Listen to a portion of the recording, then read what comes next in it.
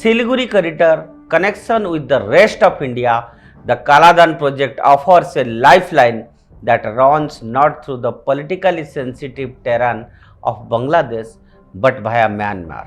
If the Kaladan route becomes fully operational and India diverts a significant share of its northeast bound trade through Myanmar, Bangladesh stands to lose heavily. Not only it will forfeit the lucrative transit fees, but also its ports and logistical networks developed partly with Indian cooperation could become underutilized.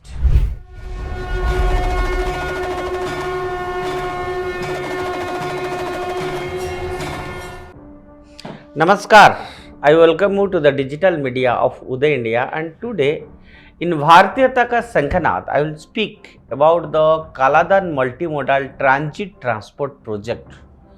Long in making, is fast emerging as a vital artery for India's strategic and economic integration of its northeast.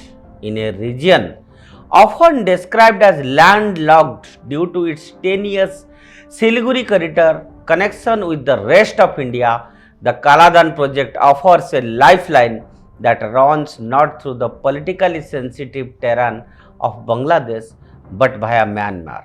This development is not just a matter of infrastructure but a telling response to Bangladesh's recent political posturing, particularly Interim Leader Muhammad Yunus' ill-advised comments during his China visit.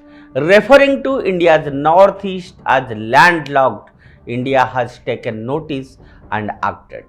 The Kaladan project envisions linking the port of Calcutta to Mizoram through a combination of sea, river and road routes. The journey begins with a maritime link from Calcutta to Siliguri port in Myanmar, then proceeds via inland waterways on the Kaladan river to Peletwa in Myanmar, and finally connects to Mizoram through a road network.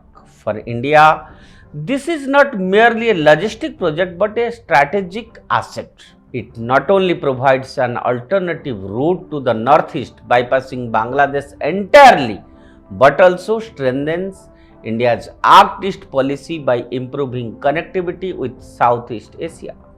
In this light, the recent geopolitical tensions with Bangladesh have acted as a catalyst, pushing India to expedite work on this project and reduce dependence on Dhaka for access to the northeast. For Bangladesh, however, this movement marks a turning point and not a favorable one.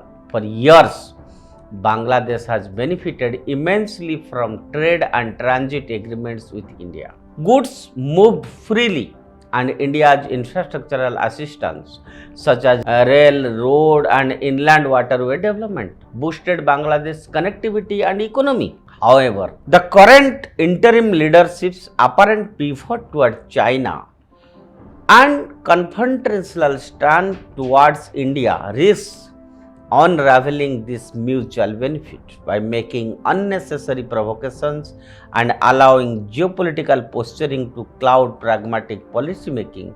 Bangladesh is jeopardizing goodwill it has painstakingly built with its largest labor and trading partner.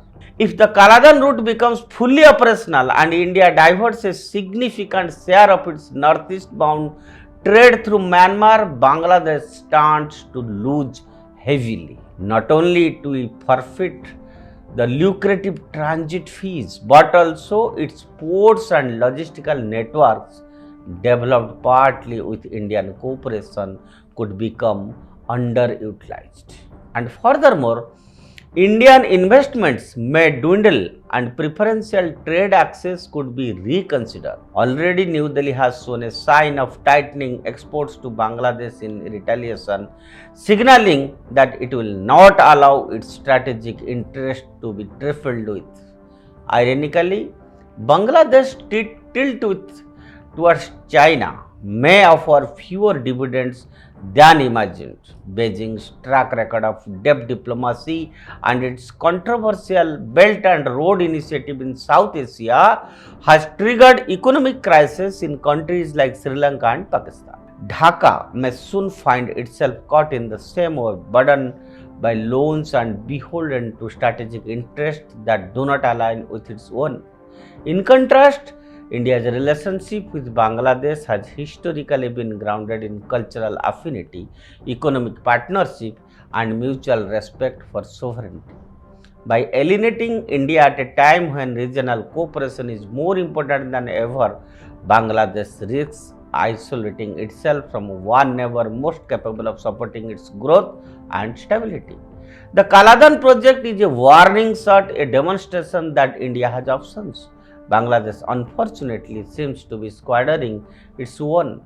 As India tightens the screws and moves ahead with alternative routes, Dhaka's short-sighted antagonism may prove to be a costly blunder. Strategic partnership cannot thrive in an atmosphere of mistrust, and if Bangladesh continues down this path, it may find itself watching from the sidelines as a regional trade and connectivity flourish without it. That's all for today. Stay tuned with Uday India and subscribe to Uday India.